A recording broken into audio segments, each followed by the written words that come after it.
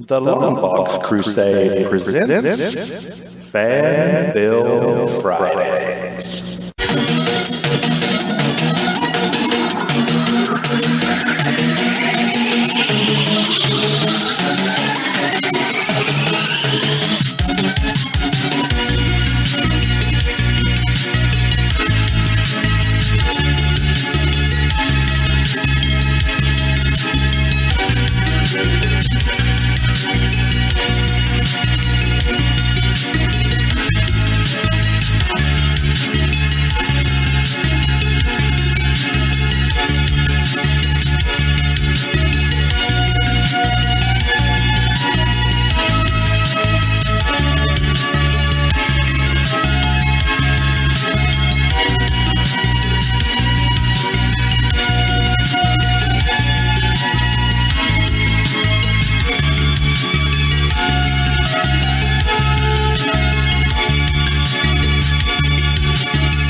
Hello, and welcome to another episode of Fan Film Fridays. I am, of course, your host, Clinton Robinson. But we're going to change up format from the usual.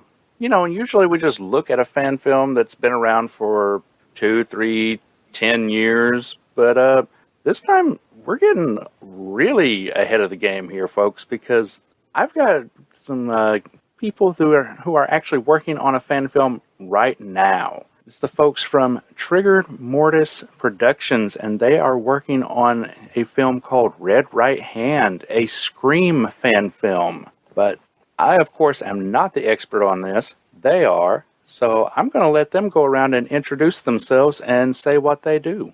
Well, hi, everybody. I'm Jake. I will be directing and writing Red Right Hand, and maybe even playing a part in it. I don't know, maybe. Very excited to start on this. It's a Scream fan film from the perspective of the killers, and I am so lucky to have some of my wonderful team here. Connor, do you want to introduce yourself? Yeah, sure. So hi, I'm Connor. I am a writer and producer of Red Right Hand, a Scream fan film.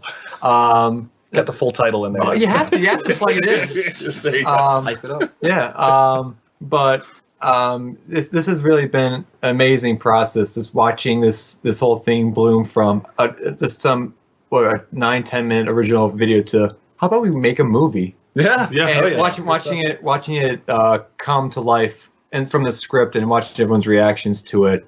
This has been a really special, really been special to work on. I'm really happy to be a part of it. Heck yeah, man. And we have Christian here as well. I'm Christian. I'm going to be playing Christian. I'm going to be an actor in the film, and also going to be an assistant director.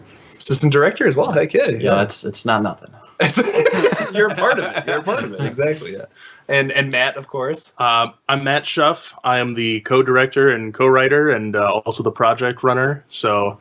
I've been seeing all of the feedback, and everyone seems really excited, and we got a lot of fun ideas that are both familiar to the Scream franchise, but also brand new and refreshing. And I'm really excited to show all of that to everyone when the film comes out.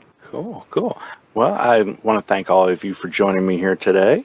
So, how did all of you get started in all of this? Well, I mean, crazy story. I basically met Christian through some other mutual friends, and I watched one of his movies that you made. It's called Briefcase. Massive shout out. Thank you. It's really good, and it blew my mind. And some of his other friends, they had made some movies as well. And this was all happening during the production of the proof of concepts that me and Matt were doing. And I kind of I got all these people on board. I convinced them somehow to be a part of the larger product. Yeah, it was a lot of threats. Lots of threats. Yeah. It was honestly pretty miraculous how it happens. Like, I met Jake in an English class, and we started just talking about horror movies, and I find out, he's got this YouTube channel. Next thing you know, we're doing this 24-hour live stream thing, watching movies, and it just kind of bloomed from there. He came to me with the idea of, hey, I want to do a fan film. And at first it was just going to be this kind of no budget, just kind of for fun thing, right? Yeah. The more and more that we developed the plot and the idea behind it, we're like, dude, this is cool. And we spent the better part of a year making this movie. And the budget went way out of proportion. We had no budget set. So it was kind of an expensive endeavor. But people seem to really like it. We have it's a small community, but everyone likes it. And the more we thought about it, we're like, hey, instead of doing like a sequel or something, let's just flesh this out more. And I think we've made something really special out of it. Absolutely. Okay. I'm not sure how I got involved. He just kind of appeared. He came out of nowhere. I don't even know who this guy is. What are you doing here? Well, so I remember hearing about Jake and Matt working on the proof of concept video, and Jake sent me a link to it a few days before it came out, and I was crossing my fingers. I'm like, please don't let this be terrible. And then it's like, well, look, because like I'm your friend, I'd be like, yeah, it's good. But then I watched it, and I know. Yeah, it's okay. No.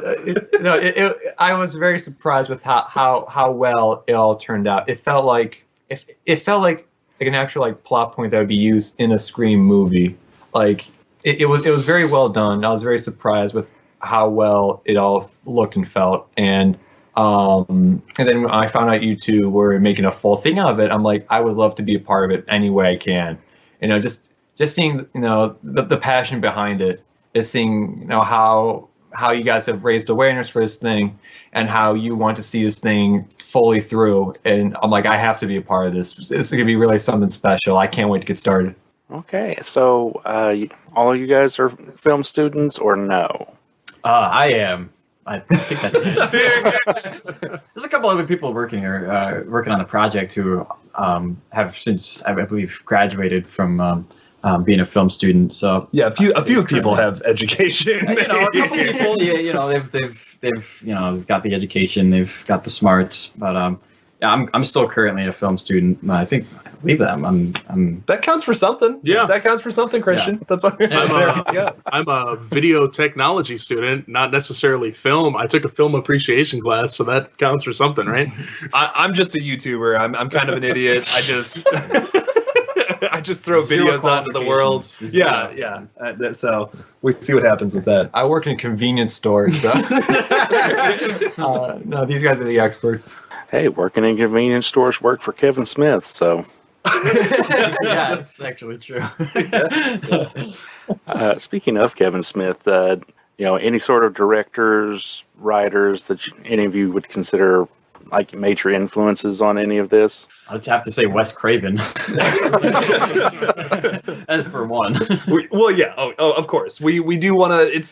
It's a film, like, it's for the fans of, like, his movies, not just, like, the fans of Scream, like, just for his entire catalog overall, while also taking a more modern and darker approach to the same kind of format. I would throw out the names of Ari Aster. And, Ari Aster's Robert a big Eggers. influence. Robert Eggers, their films, where it's really dark, it's got some serious aspects to it, but it's not going to lose that funny meta touch that Scream has either. It's a really weird blend of tone and a whole bunch of like mood whiplash throughout, I think, which adds a whole new flavor to it. You're going to get a lot of stuff that reminds you of the old 80s and 90s slashers, but there's also some more elevated horror elements, something you might find in an A24 horror film.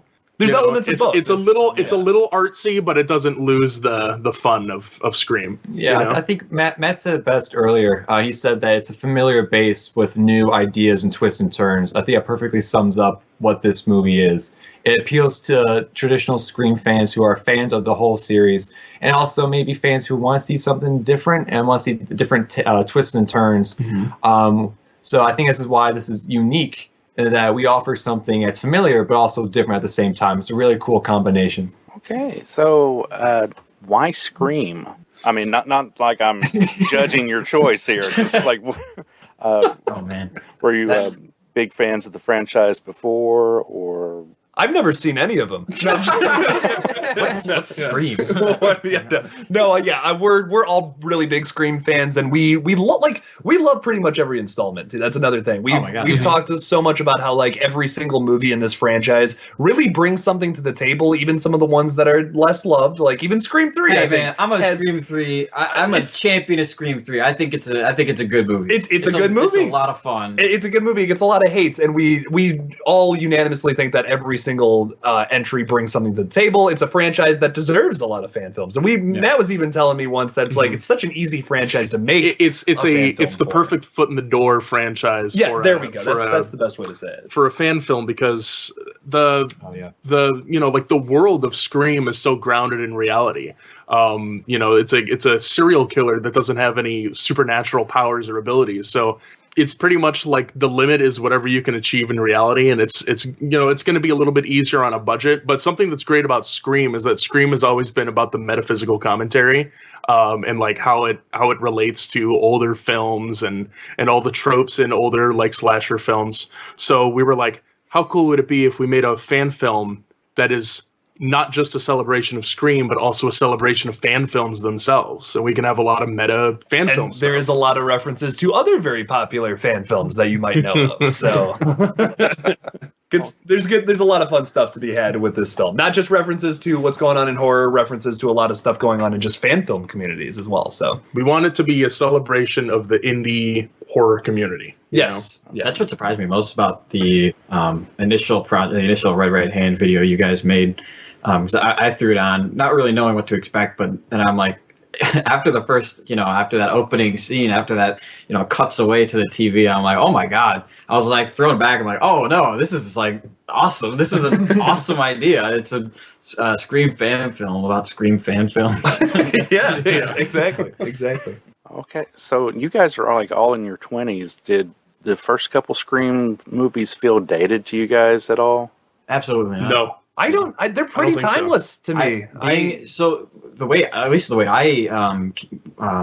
watched them, I'd seen a bunch of horror movies. I'd seen like everything, and then I watched Scream, which is kind of like the best way to do it because they're referencing Hellraiser, Evil Dead, all these things. Have to see all those. And I've seen them all, and I'm like, oh my God, this is made for me. This is incredible.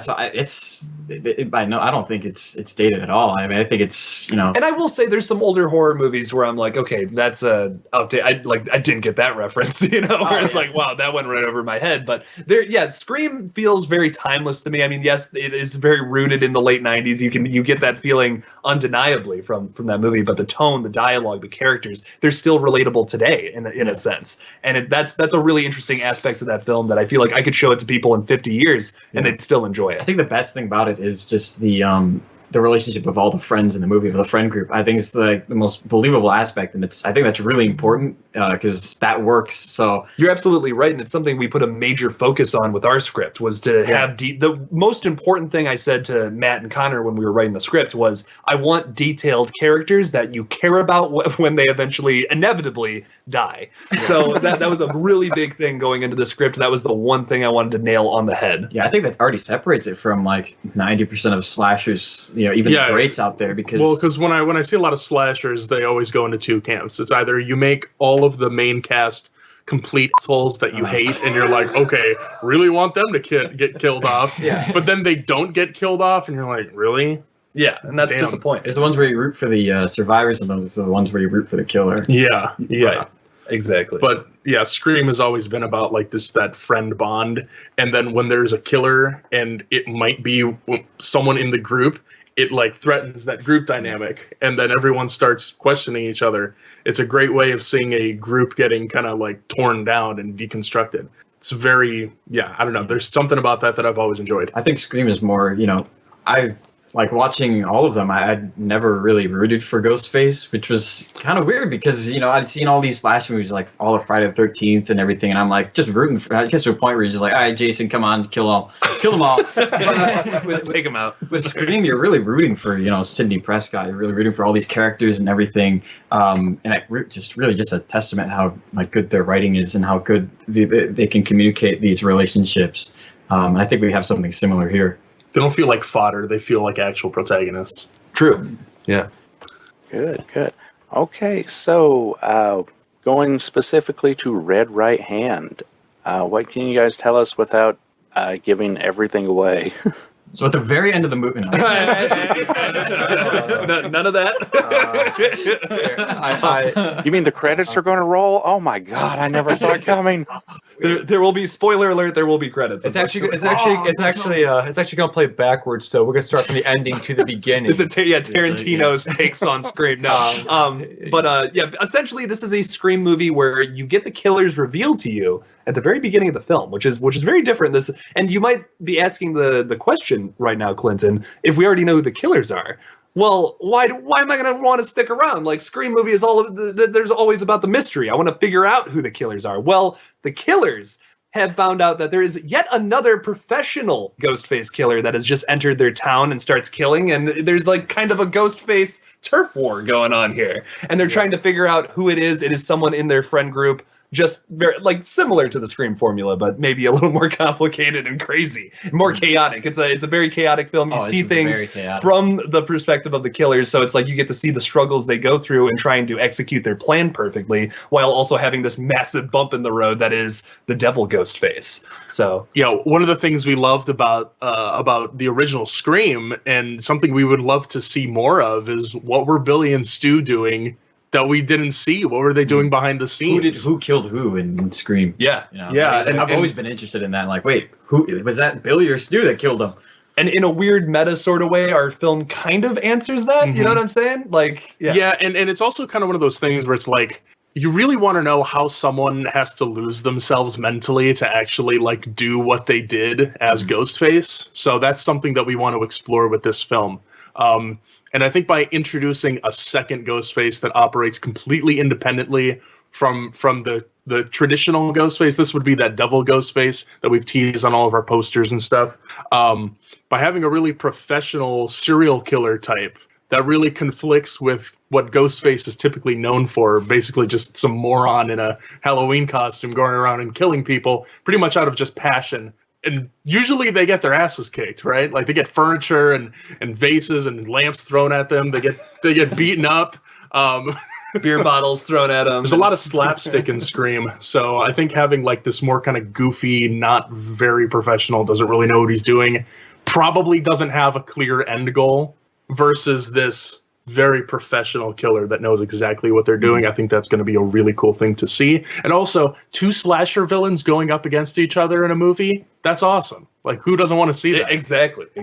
Okay, so you had the film up on Kickstarter, and it just recently finished. You guys ended with a budget of $5,500. What exactly is your breakdown on your budget? I mean, we're always curious on the show, like, you know, how much money went to where on certain fan films. Well, so about $2,000, so like 40%, $2,000 of that is going to go towards fulfilling all the rewards. We have a lot of really cool stuff coming out for our supporters. We have Ghostface pins, an amazing poster that we actually had the art commissioned. Oh, it's beautiful. It's so nice. Oh yeah, it's a really cool poster. Anna Ross, she's an artist. She made it for us. Massive shout out to her. We have a bunch of other really cool rewards going out. That's all going to be covered with that 40%, and then the other 60% is going into production of the film. Mm-hmm. We are super lucky to have the majority of our locations already like paid for and taken care of, because we're mostly using like friends' houses. We have some friends in some nice neighborhoods that it's like, hey, let's go use that house. You know, so we're going to ruin your kitchen with the fake blood everywhere. We apologize, but we'll clean it up. So we have that to utilize. We have a lot of resources, thankfully. And we know a lot of people kind of in the industry, the indie film industry, I should say, like Christian being one of them. So, and we've also been incredibly fortunate to have a lot of friends who have volunteered their time, aren't really asking for a lot of payment. And that just really helps alleviate a lot of the costs that you would traditionally put into a film. And hopefully if we have some funds left over after the movie's made, we'd love to pay everyone at least a little bit. That's the plan for excess stuff. As you know, we can't make money off of this, right. But we can pay our staff. So that's the goal here. We're putting a lot of our funds into making sure that the costumes and the props look really good. We're really excited with some of the props that we've ordered, so we can't wait to show those off. And we got some pretty gnarly kills planned for the movie. So again, can't reveal too much because that would kind of ruin the magic of the movie. But okay, it's some exciting stuff. I will say one thing about a kill in the movie, though. We use a certain item in the kitchen that you would not usually think would be a murder weapon, but we do use it for a kill Yeah. in this movie. Hide your egg timers, folks. Okay, so while I've got people that are actually working on something like this, what exactly does go into a fan film? Behind the scenes, while you're filming, all that kind of stuff. Blood, sweat, and tears. a lot of that. So yeah, I mean, we're about to put a lot of time and effort and work into this. We want it to be the absolute best it can be. I mean, we're going to be spending the next 2 months on pre-production, storyboarding. What? I mean, we're going down to Florida for something. I can't say what that is, but that's part of it. Matt, is there anything else you want to comment on with that specifically? Like, what else goes into this? When we were making the proof of concept, we went into it with like little to no film experience besides just we like watching movies and let's like use some techniques we've seen in movies. And you know, I'll be honest, like for first ever production like that we've actually seriously done, because like obviously we've all made like skits and stuff in high school. We do like, you know, videos with our friends, but those are very minimal editing and you know what I mean.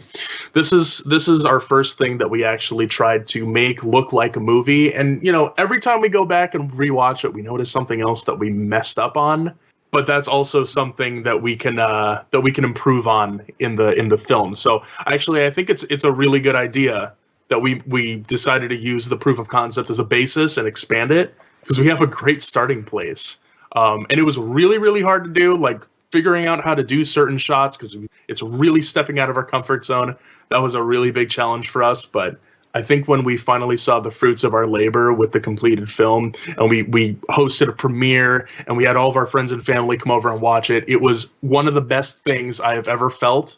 And I want to feel that again, and I want to get it out to as many people as possible. And I want to make something that Scream fans really enjoy too. That's why I've spent basically the last 3-4 months just collecting all these super talented people to be in the film. Like Christian here is just, I mean, the cinematography in your movie was amazing. I saw that, I recognized that, and I'm like, he has to be. You gotta come work on my project, man. Like I begged on my hands and knees basically for you to come do this. Yeah. He still doesn't want to do it. No, I'm kidding. I think it's important to know. I think the biggest thing driving this entire project is just passion. Like you have no idea. These guys are, you know, they're working so hard just because they love Scream so much. You know, all of us, we love Scream. We love horror movies. We love making movies and everything. You know, I think that is the like number one factor. Just, you know, love of making film, love of just movies in general, love of Scream. I think.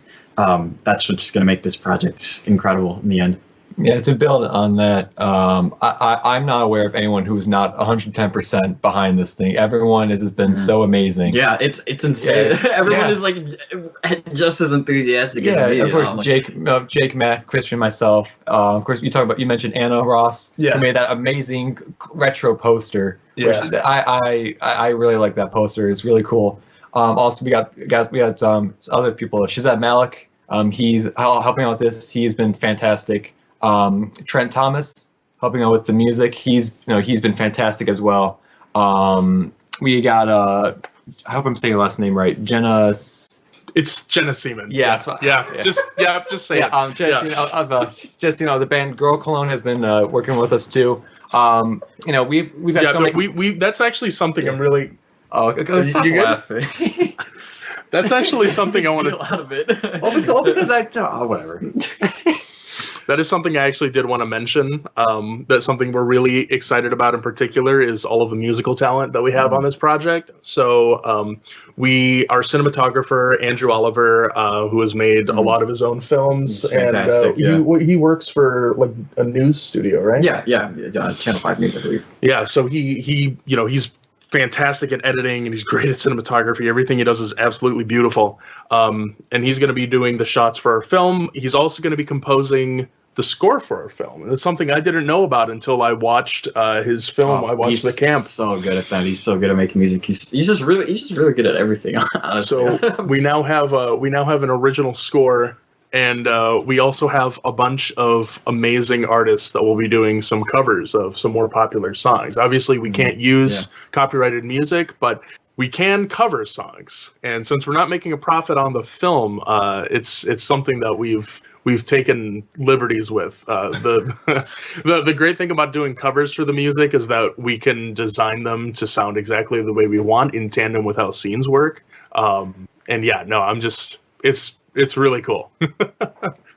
We already have a cover of Red Right Hand by Greg Yucom. You can listen to that at the end of the proof of concept, and that's kind of a little taste of what's to come. So I hope everyone's excited for the music, because I really am. I know I really like the music, so if I like it, then people with actual musical taste are probably going to love it. So. Oh man! So yeah, I just wanted to let you guys know I love that proof of concept. You had me hooked, and I haven't watched a Scream movie probably in the last 15 years. So, well, thank you. That's awesome. That really hooked me in. I loved it. Everything seemed to work really well.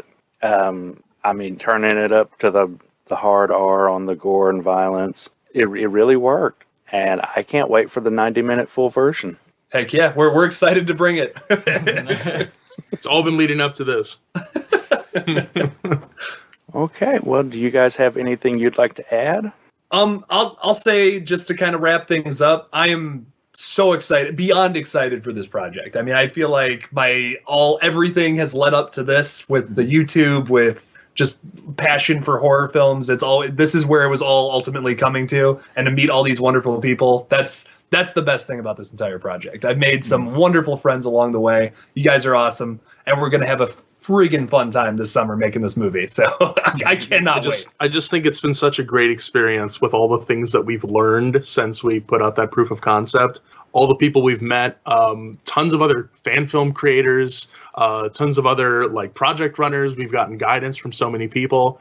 And I'm way more confident in this product now than I was a year ago. So it's looking good, and I'm really excited. I'm confident that we can make this happen and we can make it good. Well, guys, I do appreciate you joining me. Thank you again for being on the show. I go around one more time, let people, remind them who you are, because they may have forgotten in the last 20 minutes or so. And if you would, let them know where they can find you online if they want to find out more. Well, I'm Jake. Once again, I'm just director, writer. I guess I'm playing a small role in this as well. My YouTube channel is Killjoy Jake. If you guys could subscribe, I give little news updates on upcoming horror movies. They're silly, they're fun, it's a good time. Come check it out. Come subscribe. Oh, we're just skipping to me then. Yeah, well, I'm Matt Schuff. I'm a co-director, co-writer, and project runner. And you can go to our Trigger Mortis Productions YouTube channel, because that's where we're going to be posting all the updates on the movie and any behind the scenes stuff. We might do some short films in the future. That is the best way that you can support us right now. I'm Christian Peralta. I'm going to be an actor in the film. I'm also an assistant director. You can find me on Instagram. Get ready for this. __Oreo.cookie __. That is __Oreo.cookie __. There's 2 underscores before and after. Don't even ask. It's a nightmare. Yeah, that's my handle on Instagram. So that's where you can find me and find some art. Do you like Oreos, Christian? They're all right. I think they're all right. They're just fine. Okay, good. And I'm Connor. Once again, I'm one of the writers and producers of Red Right Hand, a Scream fan film. Follow, go subscribe to Killjoy Jake on YouTube. That and the Trigger Mortis YouTube channel as well. I love that too. Subscribe to Killjoy Jake for thanks, really good horror content. I regularly watch your videos and I look forward to them, and not even just because I'm very excited for the next video. Thanks guys, I appreciate it. And be sure to subscribe to Killjoy Jake for more horror content. I was going to say that, and I had to I was so close. I had to stop myself. Whoa! That should be his thing. He should say that. I'm wiggling my fingers so the people who are listening to this with their ears will see. I just started wiggling. I don't know. Who knows? All right. Well, again, thanks, guys. Everybody listening, be sure and subscribe, follow all these guys, and be on the lookout for that film when it hits. Hey everybody, I'm Jake Tyler. And I'm Matt Schuff. And together we are Trigger Mortis Productions. And today we present to you the Kickstarter campaign for Red Right Hand, a Scream fan film. Back in October, me and Matt made a little proof of concept for Red Right Hand that only stretches about 14 minutes long, including the credits. And after we made that, in honor of the new Scream film that came out earlier this year, we decided, well, we want to make this into a full 90-minute long picture. Red Right Hand is an independent fan film set within the Scream franchise, taking place a few months prior to the events of Scream 2022. We're aiming to make this film very familiar to fans of the Scream franchise. However, we have many twists that we want to put on the classic formula to expand it beyond the scopes of your traditional movie-going experience. Usually Scream is told from the perspective of the good guys, but this time around we're showing what it's like to be the killers in a Scream movie. However, for us to make this a reality, we're gonna need your help. Unfortunately, a production of this size won't come cheap, so we're gonna need around $5,000 or more to make this production a reality. We have so many people that already believe in this project that the actors and actresses involved are actually volunteering their time just to make this thing happen. Hi, I'm Maya Krieger and I'll be playing Drew Thompson in Red Right Hand. Drew Thompson is basically girl next door that the main character has grown up with. She starts off very shy, very timid at the beginning, and as the movie continues on, she becomes more confident and ends up being a badass at the end. So I've watched horror movies ever since I was a little kid. Some of my favorites have been The Shining, The Thing, Alien, and one thing I've noted growing up is I never saw anyone that looked like me, and having the opportunity to play something like that in a horror movie is very meaningful to not only me, but other, mixed or, girls of color who have wanted to watch horror movies and, feel, I guess represented isn't the proper phrase when it comes to horror movies, but feel seen. Hi, I'm Noah. I'm going to be playing Matt Cochran in Red Right Hand. And even despite the fact you get the killer revealed in the first act, there's still a lot of twists that you're gonna see throughout this. So it's still going to be definitely worth the watch. Hi, I'm Christian Peralta, and I'm going to be playing Christian Peralta. Hey, I'm Trent. I will be providing some of the music for Red Right Hand.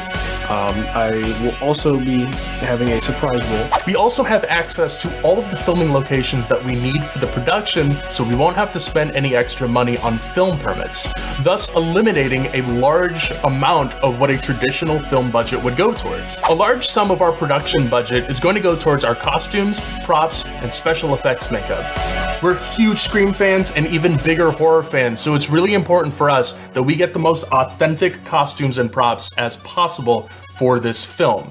We also really want to make it so that all of the special practical effects and the gore and the kills and everything that Scream fans crave is up to snuff with the original films. We want it to look like a real snuff film. Now, if we meet our goal, we are aiming for a December release date. And once it comes out, it'll be free to watch for literally everybody. As huge Scream fans, we genuinely think this could be the best Scream fan film ever made. And we can't do it without your support. So me and Maya are going to give you a big spoiler about Red Right Hand right now. What is that, Maya? So at the end of the movie... What's going on? I don't know, what the hell? What's going on? Did you hear that? What was that? There'll be no spoilers in my movie.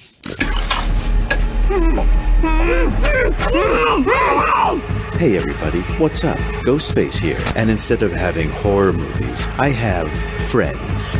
We only have 30 days to fund this project, so you better act fast. Otherwise, I can't guarantee that our big-time movie director and his lovely leading lady will make it out of this with their organs intact. And no one likes an off-screen kill.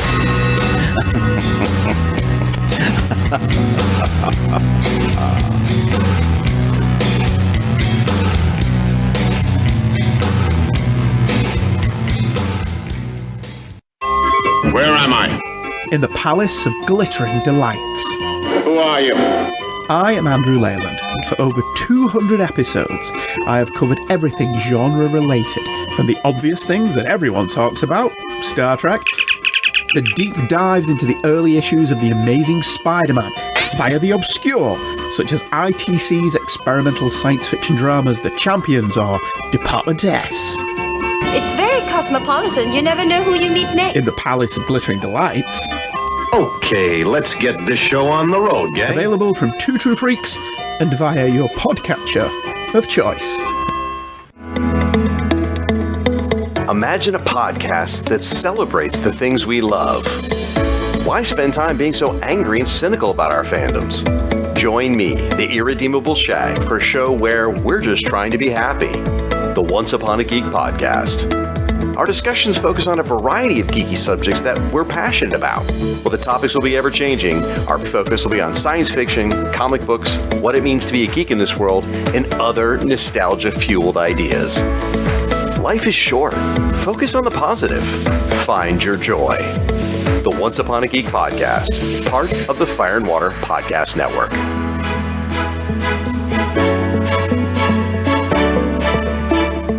Hey everybody, thanks for sticking with me. My thanks again to the guys from Trigger Mortis Productions. Thanks again so much for being on this show.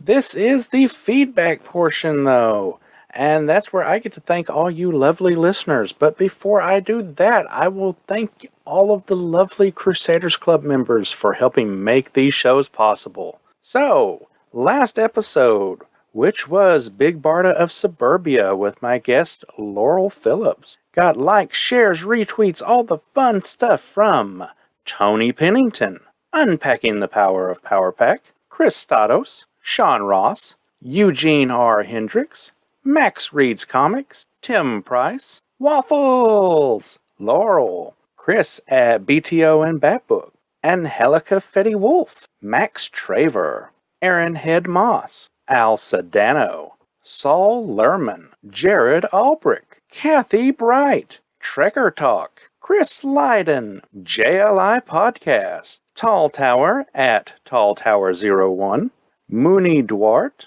Roger Preeb, Engineer at ENGRPE. I'm sure that's Engrape, of course. No, I have no idea. Zach Attack, Monitor Earth Prime, Thomas Hill, and Dr. Pop Culture BGSU. If I missed anybody on that list, I'm sorry. Do please let me know, and I will make it up to you. We got some feedback on the Twitters. Jared Albrick, the yard sale artist, said, I will not allow the besmirching of Street Fighter the movie. Aside from that good episode. Well, you know, Jared. No. You've got a point, I'm sure. But, you know, some people will besmirch it. We got a retweet from Max Reads Comics that says, can even the fire pits of apocalypse keep Barda's takeout food from getting cold? Find out on this episode of Fan Film Fridays. Man, Max, you come up with some of the greatest tags for this. I love it. And over on Facebook, Max Traver, which I'm sure he reads comics, says, I'd rather see stuff like this than whatever it was Zack Snyder was doing to Jack Kirby's New Gods, low budget and all. Thanks to Clinton and his Fan Film Fridays podcast for tipping me off to this one. Well, you are too kind, Max. Too kind by far. But I am glad you enjoyed it. That seems to be all our feedback. If I missed anybody's feedback, let me know. So, I'm going to wrap it up here and say thank you for listening. And I hope you join me again for another Fan Film Friday. Today you can take your telephone, your cell phone. You can make a movie on that. And if it's a really cool movie that's funny and it's dramatic or whatever, you can post it on YouTube. If you want to make films and you want to tell stories, you can do it. After all art is experience. But if you're obsessed with film and you love to tell stories and you love working in that medium, then that'll give you the strength to be persistent. Do you want to introduce first? Sure. Yeah. You are the Killjoy Jake. So. Yeah. Killjoy Jake. Killjoy Jake. T-H-E. No. No. Has everyone at work ever been like, hey, you're Killjoy Jake? No. Dude, no. You're eating their salad in front of like, hey, Killjoy Jake's eating my salad. Oh, did I tell you the salad story? Yeah, you told me to stick your whole hand and I started eating it like a freaking cow. I did, yeah. What are they going to do, fire me? You have 2 weeks left. No, isn't that what you want for severance? Because they have to give you severance if they fire you.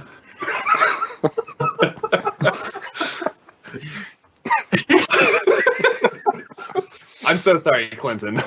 Oh no! See, on this network, we do a little thing at the end called outtakes, where basically everything that has been taken out gets thrown back in. So that's perfect. Okay, well there we go. You got the salad story to tell. I get a lot more too. All right, so let's dive into this. 3, 2, 1.